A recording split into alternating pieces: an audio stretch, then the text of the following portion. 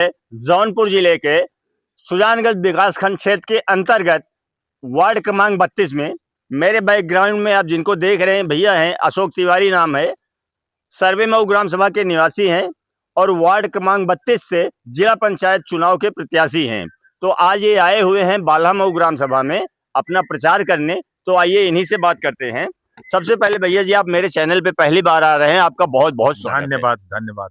अच्छा, ये बताइए, आप वार्ड क्रमांक 32 से जिला पंचायत का चुनाव लड़ने जा रहे हैं, तो इस चुनाव में आपकी 5 प्रमुख प्राथमिकताएं क्या क्या होंगी?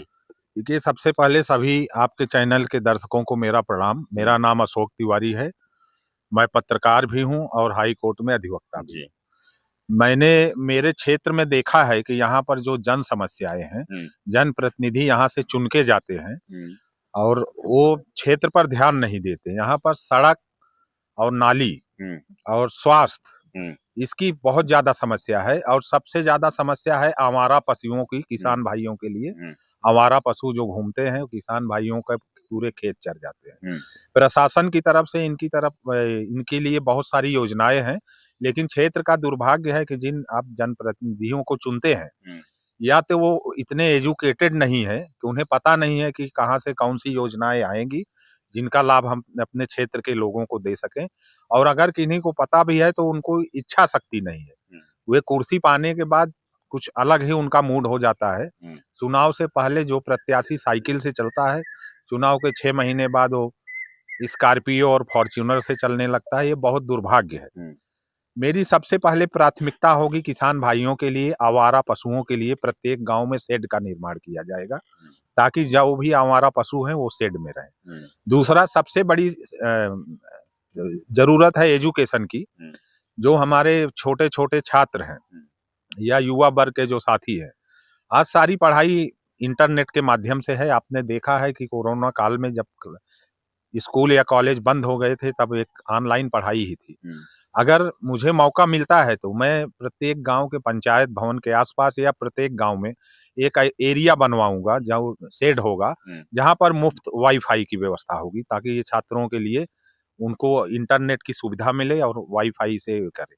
तीसरी मेरी प्राथमिकता है, जो हमारे बुजुर्गों ने, बाप दादाओं ने कुओं का निर्माण कराया था और धार्मिक स्थलों का निर्माण कराया था। आज के मॉडर्न जमाने में कुओं को लोग भूल चुके हैं। कुएं 90% भट चुके हैं। मेरी प्राथमिकता है कि क्षेत्र में जितने भी कुएं हैं उनका जीर्णोद्धार कराया जाएगा, उनकी मरम्मत कराई जाएगी, उनके पानी के पीने के लायक बनाया जाएगा। उसके बाद मेरी एक प्राथमिकता है, क्षेत्र के जितने भी धार्मिक स्थल हैं उनका जीर्णोद्धार कराया जाएगा। उसके लिए मुझे कुछ भी करना पड़ेगा, मैं करूंगा।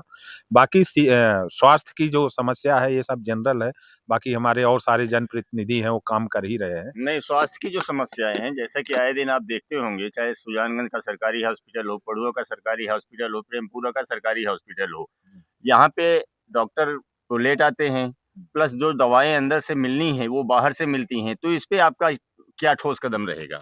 इस पे बहुत ही ठोस कदम रहेगा अगर मुझे मौका मिलता है। तो ये जो सरकारी ऑडिट होता है दवाओं का, मैं उस पर कार्य कराऊंगा, ऑडिट का पूरा वेरिफिकेशन कराऊंगा, क्योंकि जो भी दवाएं आती हैं रिकॉर्ड में रहती हैं, उनका हमेशा सरकारी ऑडिट होता है। और दुर्भाग्य है कि लोग डॉक्टर से लोग मिल करके ऑडिट को दरकिनार किया जाता है। मैं सरकारी ऑडिट के हिसाब से उस पर पूरी नजर रखवाने की कोशिश करूंगा और दवाओं के ब्लैकमेल ना होने पाए, इसकी पूरी प्रयास करूंगा। अच्छा, एक सुजानगंज की बहुत बड़ी समस्या है।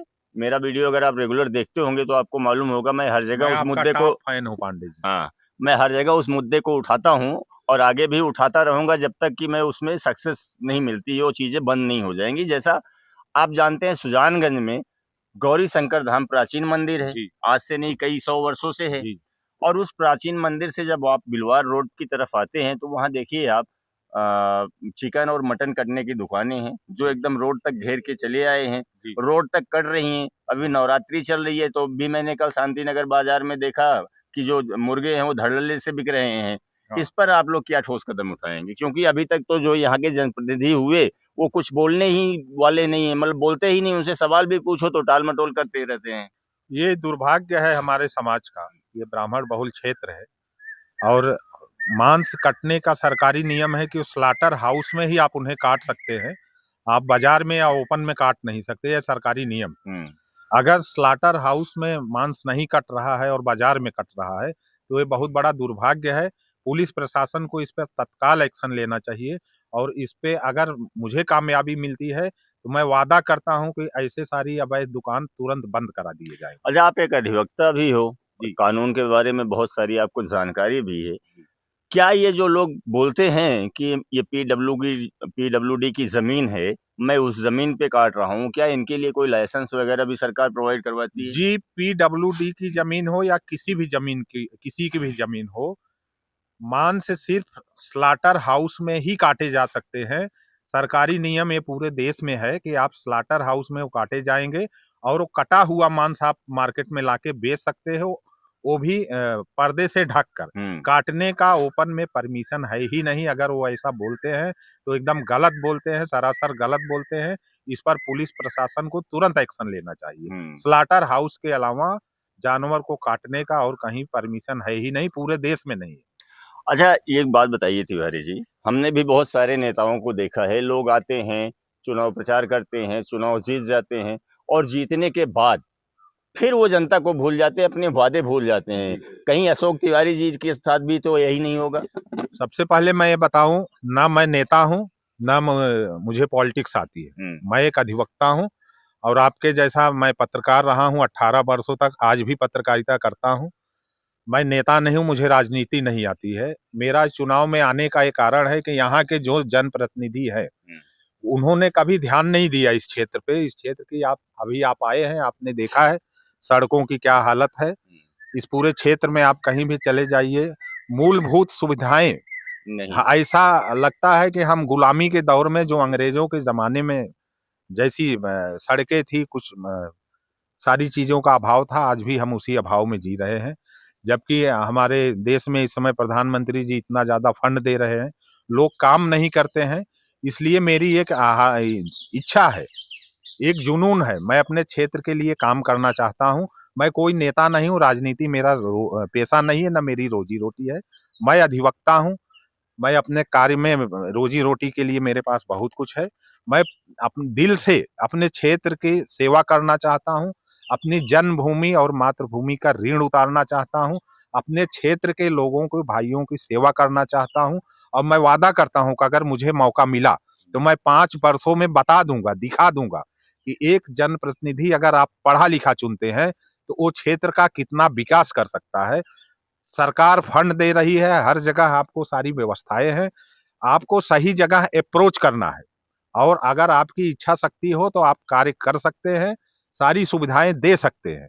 और मेरा ये दावा है कि अगर आप अनपढ़ जनप्रतिनिधि चुन लेते हैं, जिनको पता ही नहीं है कि एप्लीकेशन कहाँ लिखना है, कैसे लिखना है, कहाँ अप्रोच करना है प्रशासन में, तो ये बहुत बड़ा अधिकार है अपने हाथ में। ये 5 वर्षों में एक बार मौका मिलता है। आप पढ़े लिखे जनप्रतिनिधि को चुनिए, जो आप जनप्रतिनिधि चुन रहे हैं, कोई ऐसा व्यक्ति नहीं चुन रहे हैं कि वो आपका किसी अन्य कार्य के लिए। जनप्रतिनिधि ऐसा हो जो प्रशासन की आंख में आंख डाल के बात कर सके, आपके लिए लड़ सके, आपके मामले को अगर जरूरत पड़े तो थाने से लेकर अदालत में तक घसीट सके। अगर भ्रष्ट लोग हैं तो उनको अदालत के कटघरे में खड़ा कर सके। अगर कहीं जनता का कार्य नहीं हो रहा है, जनता को कोई अधिकारी उनकी बात सुन नहीं रहा है, गरीब व्यक्ति को साथ अन्याय हो रहा है, अत्याचार हो रहा है, तो आपका जनप्रतिनिधि ऐसा होना चाहिए कि जिसके ऊपर आपको घमंड हो। उस भ्रष्ट अधिकारी को या जो भी शोषण कर रहा है उसको पुलिस स्टेशन से लेकर अदालत के कटघरे तक खींचने की औकात रखता हो। मेरा ये निवेदन है कि अगर आप जनप्रतिनिधि चुन रहे हैं तो अच्छे से योग्य व्यक्ति को चुनिए। और ये दुर्भाग्य है कि जब आप अयोग्य व्यक्ति को चुनते हैं तो ऐसे व्यक्ति हमें शासन करने लगते हैं। कोई भी समाज, मैं बोलता हूं कि कोई भी समाज ये नहीं होता है, कायर नहीं होता, उसका जो अगुआ होता है वो उसे कायर बना देता है। अगर आपका जनप्रतिनिधि ताकतवर है, आपका जनप्रतिनिधि पढ़ा लिखा है, उसके अंदर कुछ कार्य करने की क्षमता है, तो उसी के माध्यम से उसके पूरे समाज की पहचान होती है। अच्छा तिवारी जी, एक बात बताइए, आप चुनाव निर्दलीय लड़ेंगे या किसी पार्टी के समर्थन से लड़ेंगे? देखिए, अभी तक मैं लोगों से जनसंपर्क कर रहा हूँ, अपने जो हमारे क्षेत्र के नागरिक हैं उनसे जनसंपर्क कर रहा हूँ। अभी मेरी कुछ पार्टियों से बातचीत भी चल रही है, ये समय आने पर बताऊंगा। अच्छा, जो यहाँ वार्ड क्रमांक 32 के पहले जो चुने गए थे, आलोक सिंह की भाभी है, नाम तो भूल गया मैं उनका, लगभग 4.5 वर्ष बीत गए और इन 4.5 वर्षों में लोगों ने उनको देखा भी नहीं है कि हमारी जनप्रतिनिधि कैसी हैं या उन्होंने कुछ काम करवाया कि नहीं करवाया। इस विषय में आप क्या कहना चाहेंगे? देखिए, इस विषय में मैं कुछ नहीं कह सकता हूं, क्योंकि जो मतदाता है, जिन्होंने उन्हें वोट दिया है, इसका फैसला उस मतदाता को करना है कि हमने उनको वोट दिया है तो अब आगे हमें क्या करना है, उसका फैसला उन्हें ही करना है। धन्यवाद। तो ये तिवारी जी से इनकी अपनी बातें थी। अब ये चूंकि आए हैं यहाँ अपना जनसंपर्क करने, तो बहुत सारे लोग भी बैठे हैं, इनसे भी हम बात करेंगे। क्या नाम हुआ भैया? विकास पांडे। अच्छा, विकास पांडे जी, आपने मुझे फोन किया था, आप बोले कि भैया का आप समर्थन कर रहे हो, तो आपको बहुत सारी धमकियां मिल रही हैं, तो जरा आप उस पे प्रकाश डालिए। देखो, ये एक अफवाह है जो लोग फैलाते हैं, और हम भैया के साथ हैं। हमारा व्यक्तिगत विचार है, हमारा उनसे व्यवहार है, शिक्षित हैं, पढ़े लिखे हैं, हमारे ग्राम सभा का विकास करेंगे, इनके लिए हम उनसे जुड़े हैं। बाकी लोग हैं जो जिसको कहना है कहने दो, हमसे जब डायरेक्ट जो आके कोई कहेगा तो हम उससे बात करेंगे। अभी तक तो लोग अफवाह फैला रहे हैं। क्या अफवाह फैला रहे हैं? अब बोलने वाले लोग बोलते हैं, उस पर हम बहुत अंदर तक नहीं जाना चाहते हैं अभी। बाकी आपको जैसा भी होगा आगे बताएंगे। मतलब भैया जी के सपोर्ट में आप पूरी तरह से हैं? पूरी तरह से भैया के सपोर्ट में है। इसलिए सपोर्ट में है कि पढ़े लिखे हैं, शिक्षित हैं, पड़ोसी हैं और अधिवक्ता भी हैं, और हमसे ज्यादा तो आप उनके बारे में खुद जानते हैं। क्या नाम हुआ चाचा? शेष नारायण चौबे। आज तिवारी जी आए हैं आपके यहाँ समर्थन मांगने, आप समर्थन दे रहे हैं तिवारी जी को? बिल्कुल दे रहा हूँ। ऐसा तो नहीं दूसरा कोई नेता आएगा तो फिर आप उसको समर्थन देने लगेंगे? नहीं, ऐसा नहीं होगा, क्योंकि हमारे पड़ोसी हैं और दूर वाले कोई यहाँ आते नहीं। आपके पड़ोसी तो और चुनाव लड़ने वाले हैं तो हमसे उनसे मतलब नहीं बनेगा ना। वो तो यही पड़ोस, हमको डंडा लेकर खड़े होंगे तो मैं क्या करूँगा। ठीक है, और कुछ है? क्या नाम हुआ आपका? नारायण। नारायण जी, बताइए। तिवारी जी का सपोर्ट कर रहे हैं? हाँ, बिल्कुल खुला सपोर्ट कर रहे हैं। रहेंगे? अंत तक साथ में रहेंगे। ऐसा तो नहीं बाद में पीछे भाग जाएंगे? नहीं, पीछे नहीं भागेंगे। कौन कहता है? नहीं, हम पूछ रहे हैं, कहता नहीं भागेंगे। क्योंकि ऐसा देखने में आता है कि लोग शुरुआत में सपोर्ट करते हैं लेकिन लास्ट तक रहते नहीं है। नहीं, सही कह रहे हो, कुछ भाग जाते हैं। हम लोग सब साथ में रहेंगे, जितनी लोग बैठे, शुरू से लेकर अंत तक। ठीक है, और भी कुछ लोग हैं। ये भैया हैं, क्या नाम हुआ आपका? इंद्र कुमार पांडे। तो ये बताइए, तिवारी जी आज जन समर्थन आपका मांगने आए हैं जी, तो क्या आप समर्थन दे रहे हैं तिवारी जी को? बिल्कुल, तिवारी जी को हम लोग एकदम पूरा समर्पण कर दिए हैं। तिवारी जी जितना हम लोग हो सकेगा पूरी शक्ति लगा के इनको जो है मैदान में अगर उतरे हैं पूरा समर्थन करेंगे, पूरा सहयोग करेंगे, शुरू से लास्ट तक इनके साथ रहेंगे।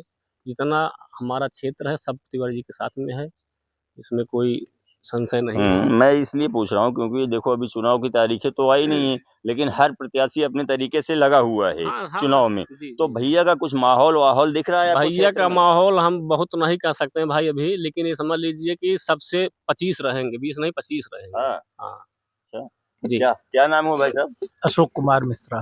तो ये बताइए, तिवारी जी को समर्थन दे रहे हैं? हाँ, तिवारी जी को हमारा पूरा गांव समर्थन दे रहा है एकदम। मतलब बहुत, मेरा तो यही कहना है कि पढ़े लिखे लोग हैं, इनको लोगों को समर्थन करना चाहिए और आएंगे तो अपना जो है गांव का विकास होगा। बस। क्या नाम हुआ भाई साहब? संजय चौबे। तो चौबे जी, हाँ बोलिए। भैया जी का समर्थन कर रहे हैं आप? बिल्कुल करना पड़ेगा पड़ोस के। ऐसा तो नहीं होगा जब चुनाव नजदीक आएगा तो कहीं भाजपा, बसपा, सपा इन सब के चक्करों में तो नहीं पड़ जाएंगे? नहीं, चक्कर क्यों पड़ जाए, किसी की बात भी तो होती है, हम लोग भी तो इंसान ही हैं। मतलब आज इनको आप वचनबद्ध हो गए? आए हैं पहले हमारे दरवाजे पे, कहना भी पड़ेगा कि देंगे, जरूर देंगे। नहीं तो दरवाजे पे तो बहुत लोग आएंगे। बहुत लोग, पहले कौन आया? तो सबको वचनबद्ध हो जाएंगे? पहले को वचनबद्ध होता है ना, पहले भैया ही आए हैं? तिवारी जी पहली बार आए? इससे पहले कोई कैंडिडेट नहीं, हमारे जैसे आदमी कोई जानता ही नहीं, कम से कम आए तो। अच्छा, तो ठीक है, यही एक हमारा छोटा सा प्रयास था। अब तिवारी जी आए हैं, वार्ड क्रमांक 32 की जो जनता है, वार्ड क्रमांक 32 की जनता जनार्दन को ये तय करना है कि उनका आने वाला जिला पंचायत सदस्य कौन होगा। तिवारी जी होंगे, जो चूंकि जैसे भैया ने बताया लगभग ये 20-25 साल पत्रकार भी रहे हैं, आज की डेट में अधिवक्ता भी हैं, पैसे की कोई कमी नहीं है। अगर भैया चाहते तो चुनाव ना भी लड़ते, लेकिन इनकी जो एक सोच है कि नहीं, मैं जहाँ से जन्मा, जहाँ पैदा हुआ, वहाँ के लोगों का विकास करना है, इसलिए शायद ये चुनाव क्षेत्र में उतरे हुए हैं। अब वार्ड क्रमांक 32 की जनता इनका कितना सपोर्ट करती है और इनको अपना जिला पंचायत सदस्य अगर चुनती है, तो चुने जाने के बाद जो भैया जी ने दावे किए हैं, तिवारी जी ने, कि मैं ये काम पहले करवाऊंगा, उसके बाद फिर हम इनसे मिलेंगे और उन कामों का रुझान जो होगा वो इनसे जानने की कोशिश करेंगे। फिलहाल अगर तिवारी जी की बातें आपको अच्छी लगी हों, तो आप इनको अगर अपना समर्थन देना चाहते हैं तो कमेंट के माध्यम से कमेंट में अपनी राय को अवश्य रखिएगा। आपसे मिलते हैं किसी अगले वीडियो में, तब तक के लिए जय हिंद, जय भारत।